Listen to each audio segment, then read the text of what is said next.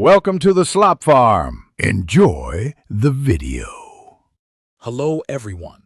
In this video I will explain how to replace spark plugs in your Nissan Altima.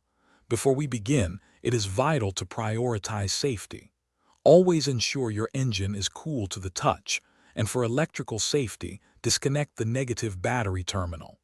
Having the right tools, like a spark plug socket and a torque wrench, will make this job much smoother and more accurate, saving you time and effort. Now let's get to those spark plugs. First, you will need to carefully remove the engine cover and any air intake components that obstruct your access. Next, locate the ignition coils, which sit directly over the spark plugs. Disconnect their electrical connectors, then unbolt and carefully remove each coil. This crucial step provides clear and unobstructed access to the spark plugs themselves, preparing for removal. With the coils removed, use a spark plug socket to carefully extract the old plugs.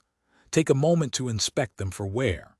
Before installing the new plugs, ensure they are properly gapped to 44 thousandths of an inch or 1.1 millimeters.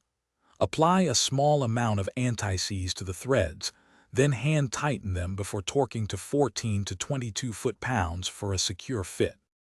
You are almost done. Now, carefully reinstall the ignition coils, ensuring their electrical connectors are firmly attached. Reassemble the air intake system and secure the engine cover. Finally, reconnect the negative battery terminal. Start your engine to listen for smooth operation and confirm there are no warning lights. Congratulations, you have successfully replaced your spark plugs. Thanks for watching. Consider subscribing if we helped you today.